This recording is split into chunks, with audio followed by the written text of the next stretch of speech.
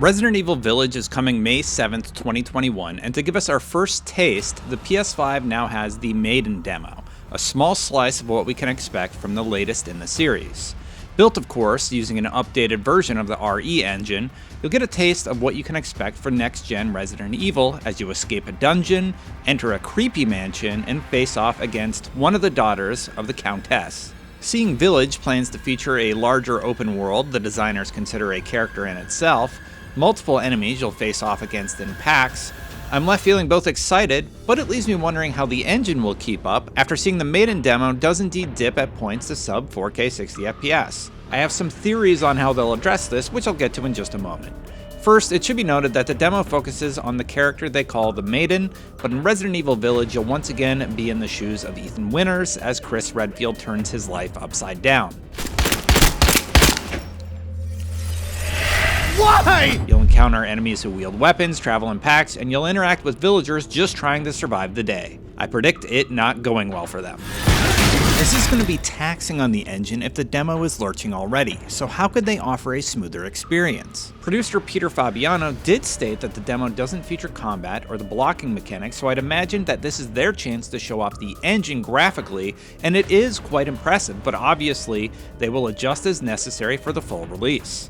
And we'll get another look at what they do with a separate new demo coming sometime this spring on all platforms. But back to Maiden. I opened talking about those 60 frames per second dips in combat, but you have to remember that nearly the entire Maiden demo does run at a locked 60 frames per second at native 4K resolution, which is incredibly impressive. But as Maiden doesn't feature a lot of action, it's clearly a technical showcase highlighting what they've been able to do with lighting, resolution, and art direction with a few scares here and there. I've seen this FPS issue brought to light by many on social media already, so how will they handle those dips? Well, during TGS 2020, director Morisama Sato pointed out that he is more concerned with the moment-to-moment experience, stating that he's focused on what do I want to make people feel and when. To accomplish this, the plan is to work with the team to make the appropriate visuals to convey those things.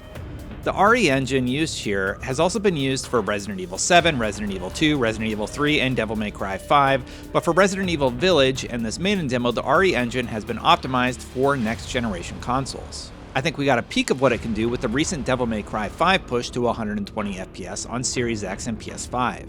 With that context, I'd imagine that for this demo, subtle dips to 50 frames per second are okay. Looking forward to those massive open areas, I'd imagine the team will utilize dynamic resolution scaling as they have in the past, and dip that base resolution down to 1800p to keep it looking as nice as possible while locking around 60 frames per second. Devil May Cry 5 released earlier this year with next-gen optimizations that allowed it to push all the way up to 120 FPS, so I think that they can solve for this in the coming months. In addition to the frame rate, this demo also features other impressive qualities like subtle ray tracing, which can be noticed on the marbled floors, and according to art director Tomonori Takano, the lighting is completely different from RE7, which they take the opportunity to show off in the first area you'll see after escaping the dungeon. It's really quite beautiful and somehow still exquisitely sinister at the same time.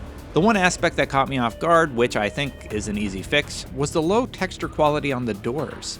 You'll notice it when you get close to them, and as they're a staple of the series, with danger lurking just beyond, I hope they get to address it, as they're currently looking a bit muddy.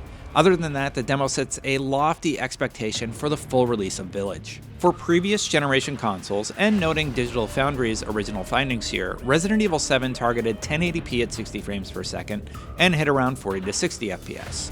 But the Xbox One X did hit native 4K at 60 with the PS4 Pro running around 1800p at 60 frames per second. Fast forward to Resident Evil 2 Remake and Resident Evil 3 where both handled frame rate amazingly well and set a bar for expectations on those platforms.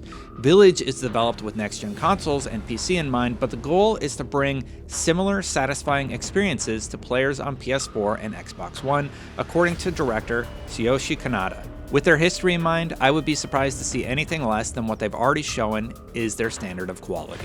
When it's all said and done, this demo really impressed me and gave me a good excuse to dive into all the Resident Evil Village trailers, learn more about the RE engine, and listen to what the developers have said about Village so far. Any engine that can push native 4K at 60 frames per second with ray tracing with HDR lighting is going to knock your socks off if the jump scares don't do it first.